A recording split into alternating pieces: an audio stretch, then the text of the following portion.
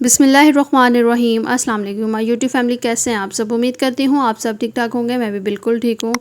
आज हम बनाएंगे कोयटा और पेशावर की बहुत ही मशहूर और बहुत ही ट्रेडिशनल रोश, जिसको नमकीन गोश्त भी कहा जाता है। लेकिन नमकीन गोश्त की जो रेसिपी है हमारे यहाँ थोड़ी सी चेंज बनती है। उसका जो बनाने का मेथड है वो थोड़ा सा चेंज है, वो भी बहुत मज़े का होता है। लेकिन ये जो रोश की रेसिपी है ये बहुत ही मज़े की, बहुत ही जायके वाली होती है। और इसीलिए हमारे कोयटा और पेशावर की ये ट्रेडिशनल सी डिश है। बनानी बहुत ज़्यादा आसान है। इसमें कौन से हम मसाले ऐड करेंगे और कौन से ऐसे ख़ास तरीके से बनाएंगे कि इसका जो टेस्ट है, इसका जो जायका है वो बिल्कुल ऑथेंटिक होगा। ऑथेंटिक सी रेसिपी आपके साथ शेयर कर रही हूँ और इसे मैं बनाऊँगी मटन के साथ। यहाँ पे मटन जो ले रही हूँ ये इसमें कुछ हड्डी है और साथ में चर्बी भी ऐड कर रही हूँ। वैसे तो यहाँ पे मटन के बड़े बड़े पीस लेते हैं, लेकिन यहाँ पे मेरे पास छोटे ही पीस अवेलेबल हैं, तो मैं यही लेके रोस्ट बनाऊँगी। अच्छा, यहाँ पे मटन लेके तो हम बड़े से बर्तन में ऐड कर देंगे।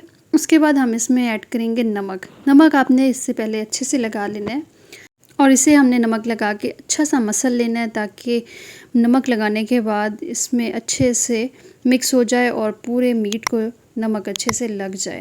उससे ये होगा कि जब हम रोस्ट की रेसिपी बनाएंगे तो उसमें फिर काफ़ी जो पानी रिलीज़ होता है उसमें टेस्ट बहुत ज़्यादा अच्छा आएगा और इसका जो टेस्ट है वो बहुत ही इन्हेंस होगा। तो नमक आपने अच्छे से लगा के इसे आधे घंटे के लिए लाजमी रखना है। यहाँ पे तकरीबन 30 मिनट हो गए हैं और 30 मिनट के बाद यहाँ पे हम हांडी रेडी कर लेंगे। इसमें जो सबसे पहले लेयर लगाएंगे ये चर्बी की है। चर्बी इसमें ज़्यादा ज़रूरी होती है। अगर आप चाहते हैं कि ये बहुत ज़्यादा मज़े की बने, बहुत ही ट्रेडिशनल सी रेसिपी बने जो इसका असल फ्लेवर है, तो उसमें फिर ये कि आपको इसमें चर्बी लाजमी ऐड करनी होगी, क्योंकि इसकी जो ओरिजिनल रेसिपी है ना वो इसके साथ ही है। तो सबसे पहले हम यहाँ पे लेयर लगाएंगे चर्बी की, उसके ऊपर हम फिर इस तरह मीट रखते जाएंगे। अगर आपके पास मिट्टी की हांडी अवेलेबल नहीं है तो आप बड़े से पतीले में भी बना सकते हैं। बस ये कि थोड़ा सा टेस्ट में फ़र्क आ जाता है, लेकिन प्रोसेस इसका सेम वही होगा। लेकिन कोयटा पेशावर में जो ट्रेडिशनल डिश बनाई जाती है वो मिट्टी की हांडी में या फिर मिट्टी के बड़े बड़े बर्तनों में बनाई जाती है।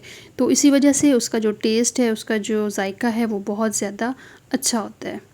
तो यहाँ पे गोश्त की लेयर लगाने के बाद थोड़े से अदरक के स्लाइस ऐड कर रही हूँ। टमाटर मेरे पास बड़े साइज़ के थे तो इसे मैंने आधा आधा कर लिए। एक बड़े साइज़ का आलू था जिसके मैंने 2 टुकड़े कर लिए, ये भी ऐड कर दूँगी।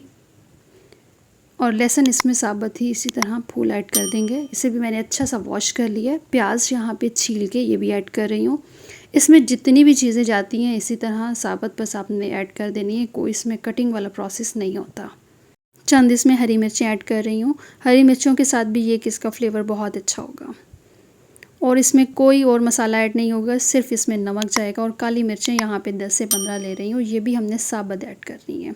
तमाम चीज़ें ऐड करने के बाद इसे हम सील करेंगे आटे के साथ। आटे की इस तरह लेयर आपने लगा लेनी है, ये इस तरह से। इसका जो टेस्ट है वो बिल्कुल दम वाली आंच पे पकने के बाद बहुत ही अच्छा होता है। और इस तरह सील करने का मकसद ये होता है कि हमने बिल्कुल इसे स्टीम पे कुक करना है। कोई हम इसमें पानी ऐड नहीं करेंगे, कोई और इसमें एक्स्ट्रा मसाला नहीं जाएगा। और इसमें यही मसाले जो मैंने ऐड किए हैं, जस्ट इन मसालों के साथ ही इसका टेस्ट बहुत अच्छा होगा। तो आपने इस तरह से बंद कर देना है, ऊपर से ढक्कन लगा देना है ताकि इसकी जो स्टीम है वो बाहर ना आ सके। हल्की सी आंच पे इसे हम पहले 5 मिनट तक करेंगे कुक, तकरीबन मीडियम फ्लेम पे। और 5 मिनट के बाद आपने इसकी जो फ्लेम है बिल्कुल दम वाली कर देनी है और दम वाली आंच पे आपने इसे कुक करना है। अगर आपके पास मटन है तो आप 2 से ढाई घंटे इसे लाजमी देंगे, बिल्कुल दम वाली आंच पे। अगर आप यहाँ पे बीफ ऐड कर रहे हैं तो बीफ के लिए आपको 3 से 3.5 घंटे लाजमी देने होंगे। अगर दम वाली आंच पे आप इसे कुक करते हैं तो ये टाइम बहुत ही ज़रूरी है। और इसका जो कुकिंग का प्रोसेस है वो है भी बिल्कुल दम वाली आंच पे। 2.5 घंटे कुक होने के बाद ये आपको कंडीशन दिखाती हूँ इसकी। इसे आपने बिल्कुल हल्के हाथों के साथ छुरी की मदद से इस तरह से ढक्कन इसका उतारना है, क्योंकि इसमें स्टीम बनी होगी। तो बहुत एहतियात के साथ आपने इसका जो ढक्कन है वो उठाना है, ये इस तरह से। माशाल्लाह बहुत ही मज़े का बनके रेडी हो गया। आपने जब इसका ढक्कन खोलना है, मज़ीद आपने इसे हाई फ्लेम पे 5 मिनट के लिए कुक देना है। इसमें जितना भी पानी है ये मटन का अपना रिलीज़ किया हुआ पानी, इसमें कोई मैंने एक्स्ट्रा पानी ऐड नहीं किया था। और इसकी जो ओरिजिनल और ट्रेडिशनल डिश है या रेसिपी है, इसमें कोई पानी ऐड नहीं होता, ठीक है। आपने पानी बिल्कुल भी इसमें ऐड नहीं करना। तो ढक्कन उतारने के बाद आपने इसे तकरीबन 5 मिनट के लिए हाई फ्लेम पे कुक करना है, ताकि इसमें जो चर्बी का ऑयल है या फिर इसमें जो एक्स्ट्रा पानी वगैरह उसमें अच्छे से ये तमाम जो हमने मसाले इसमें ऐड किए हैं, जिसमें ये आलू प्याज और टमाटर वगैरह अच्छे से मिक्स हो जाए और इसका जो टेस्ट है वो और ज़्यादा बेहतर हो जाए। 5 मिनट इसे कुक करने के बाद ये इसकी कंडीशन है। माशाल्लाह से रोस्ट बहुत ही मज़े का बन के रेडी हो गया है और मटन यहाँ पे बहुत अच्छे से गल गया है, बहुत अच्छे से सॉफ्ट हो गया। अगर आपको यहाँ पे लगे कि मटन अच्छे से नहीं गला या उसमें थोड़ा सा फ़र्क है, तो आप इसे मज़ीद 5 मिनट तक और कुक कर सकते हैं। ये इसकी कंडीशन है, मैं आपको चेक करवा रही हूँ। यहाँ पे बहुत ही अच्छा गल गया है ये, क्योंकि हमने यहाँ पे मटन के बहुत बड़े बड़े पीस नहीं लिए थे, नॉर्मल पीस थे जो कि स्टीम पे कुक होने के बाद बहुत ही अच्छे से रेडी हो गए हैं।